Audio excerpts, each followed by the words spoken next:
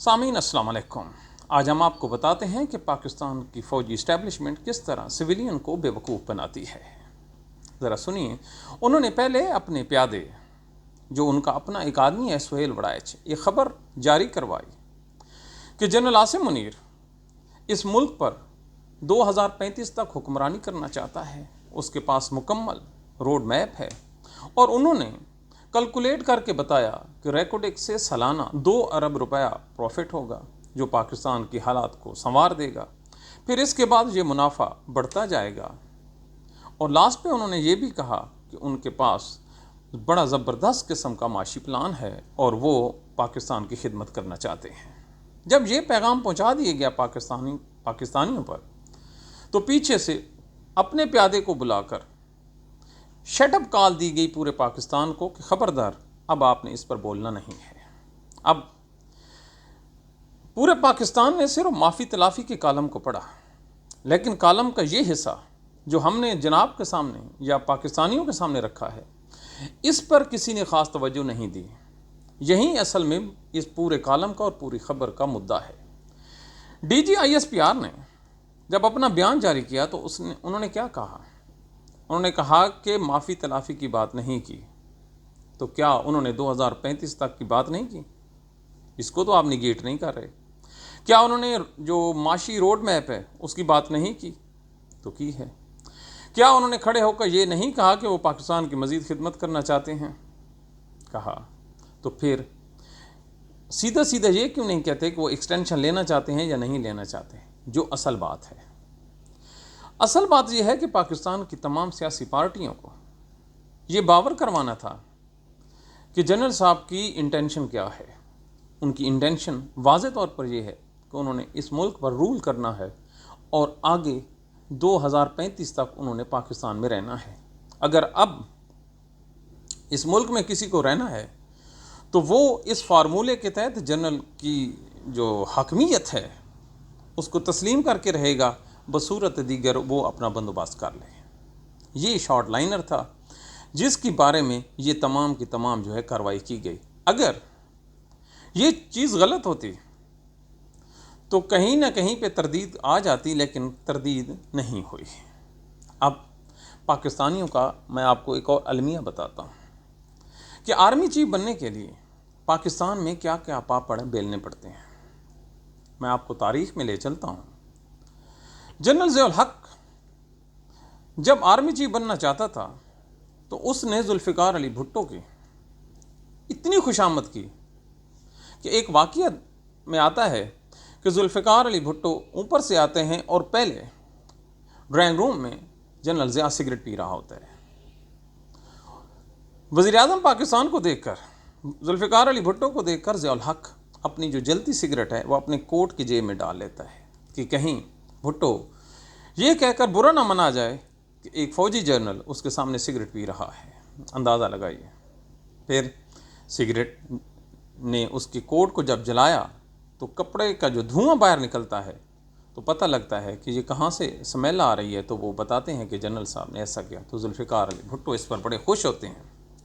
اس کے علاوہ ذوالفقار علی بھٹو جنرل ضیاء الحق کے جو ٹیڑھے دانت تھے، ضیاء الحق کے جو فرنٹ دانت تھے نا، یہ ٹیڑھے تھے، وہ ان سے جگتیں کرتا تھا، ان پہ طنز کرتا تھا، اور بجائے اس کے کہ پاکستان کا مرد مومن، مرد حق اس بات کا برا بناتا، وہ اس چیز کو انجوائے کرتا۔ اور مزید اسی ضیاء الحق نے اپنے آپ کو پار میں لانے کے لیے ذوالفقار علی بھٹو کے لیے فوجی وردی تیار کروائی، اس کے لیے عہدہ تخلیق کیا، اور وہ کام کیے جو پاکستان کے کسی آرمی چیف نے آج تک نہیں کیے۔ لیکن جب آرمی چیف بن گیا تو اسی ضیاء الحق نے اس کو پھٹے لگا دیا۔ آج تک پاکستان اس کے اثرات سے نہیں نکل سکا۔ کہنے کا مقصد یہ ہے کہ اب آرمی چیف کی جو ایکسٹینشن ہے وہ اتنی آسانی سے نہیں ملنے والی، بالکل نہیں ملنے والے۔ اور پاکستان کی سیاسی جماعتیں 2 آپشن کو لے کر اس ٹائم بیٹھی ہیں۔ یا تو 2035 تک وہ حق کے حکمرانی جنرل عاصم منیر کا قبول کر لیں، یا اپنی سیاست کو بچاتے ہوئے کسی اور طرف پہ چل پڑیں۔ اب کسی اور کی طرف چلنے کی یہ جو بات ہے، یہ سب سے پہلے اس کو ڈیفیوز کرنے کے لیے ایک خبر چلائی جاتی ہے جو اسی کالم میں موجود ہے کہ پاکستان کا پریزیڈنٹ اور وزیر اعظم کو تبدیل کیا جا رہا ہے۔ اس کا مطلب تھا پیپلز پارٹی اور ان دونوں کو بتانا کہ ہمارے پاس یہ آپشن موجود ہیں۔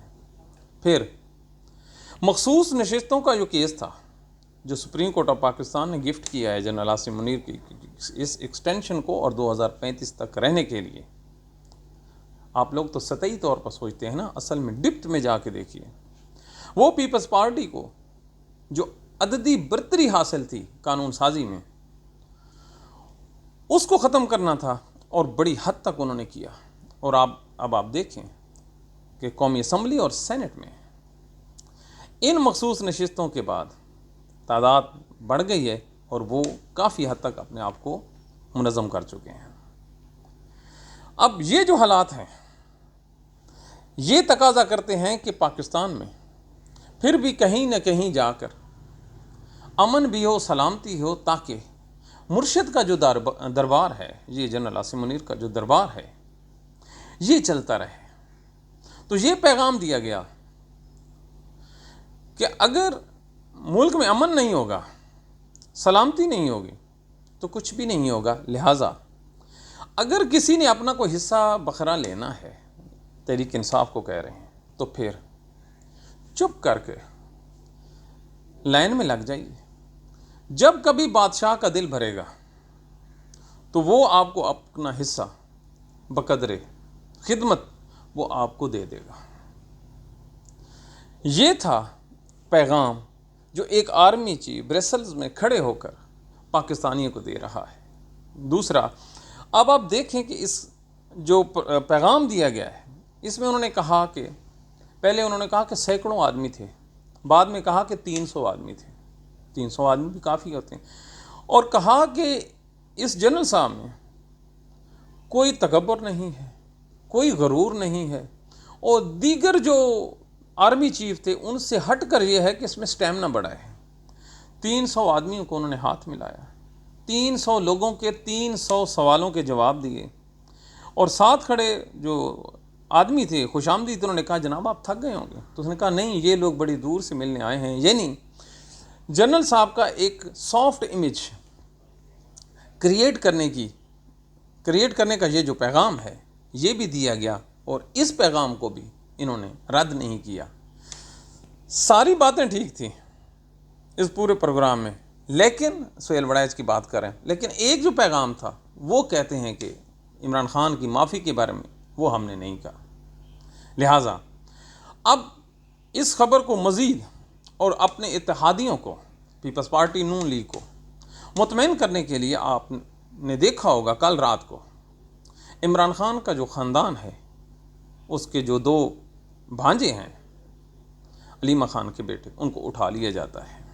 اب یہ کس لیے اٹھایا جاتا ہے؟ سہیل وڑائچ نے جب یہ کہا تھا کہ معافی تلافی پہ آ جائیں تو تحریک انصاف نے اس پہ الٹ ریئیکشن دیا۔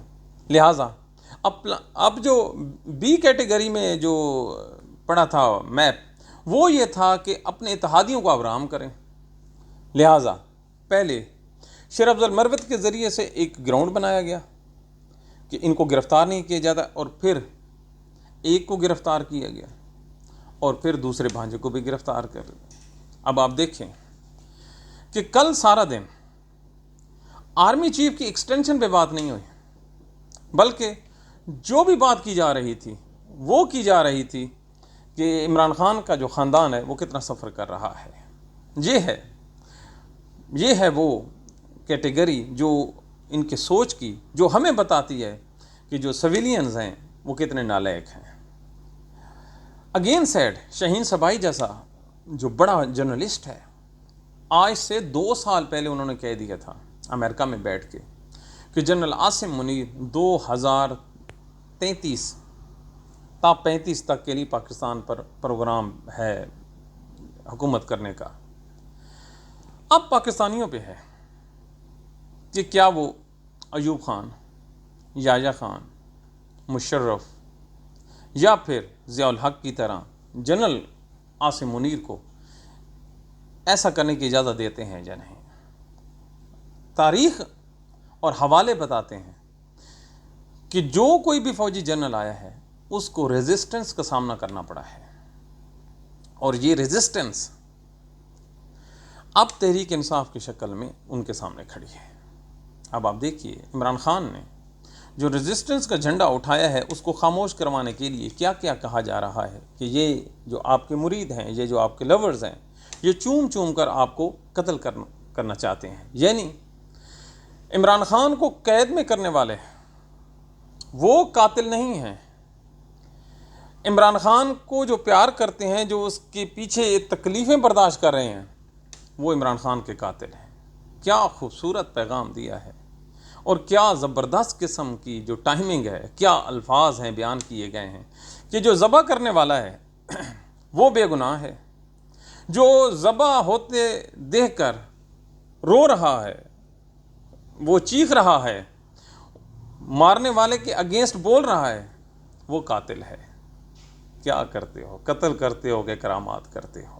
یہ پاکستان میں صحافت کی کل اوقات ہے، اور اس طرح سے پاکستان کو چلانے کی تیاریاں ہیں۔ یاد رکھیے، پاکستان کا جو مستقبل ہے، پاکستان کی جو سلامتی ہے، وہ جڑی ہوئی ہے انصاف سے، اور انصاف یہ کہتا ہے کہ ان کو جتنے بھی پاکستان میں سیاسی قیدی ہیں، عمران خان سے لے کر مہرنگ بلوچ تک، تمام لوگوں کو ان کو رہا کرنا ہوگا، اور ان کے جو جینون جو ان کے مطالبات ہیں ان کو پورا کرنا ہوگا، بجائے اس کے کہ پھر سال 2-3 سال بعد جا کے آپ کو یہ معافی مانگنی پڑے کہ میرا جو پیش رو تھا اس نے غلطی کی تھی۔ ایسے ملک نہیں چلنے والا، کیونکہ سن 1970-71 میں ہم دیکھ چکے ہیں کہ اگر کسی کا حق کی حکمرانی تسلیم نہ کیا جائے تو وقتی طور پر، جی ہاں، وقتی طور پر وہ دب جاتے ہیں، وقتی طور پر وہ ان کی تحریک نرم پڑ جاتی ہے اور دوسرا بیانیہ اوپر چلا جاتا ہے، لیکن جو نیچے آگ جلتی رہتی ہے وہ کسی بھی وقت شعلہ بنتی ہے، اور جب شعلہ نکلتا ہے تو وہ اوپر جو تمام کا تمام انفراسٹرکچر ہے اس کو اڑا کے رکھ دیتا ہے۔ اب ہم نے دیکھنا یہ ہے کہ پاکستان کا جو انفراسٹرکچر ہے پولیٹیکل، اس کو راکھ بنتے دینا ہے، یا اس میں سے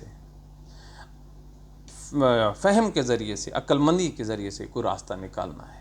پاکستان کی عدالتوں سے کوئی امید نہیں ہے، وہاں پر بالکل وہ لوگ آ کے برجمان بیٹھے ہیں جو 26ویں آئینی ترمیم کے بعد ان کے حصے دار ہیں، اور یہ لوگ اگلے 10 سال تک پاکستان کی عدالتوں کو لیڈ کریں گے، کیونکہ عمروں کا تقاضا یہ ہے کہ انہوں نے عمومی طور پر 50 سال کے قریب لوگوں کو لیا ہے، تو 60 سال جو ہے ریٹائرمنٹ کیے جائے، لہٰذا اگلے 10 سال تک یہیں پاکستان کے جج پاکستان کے فوجی حکمرانوں کو فیسیلیٹیٹ کریں گے۔ اپنی دعاؤں میں یاد رکھیے۔ Thank you very much.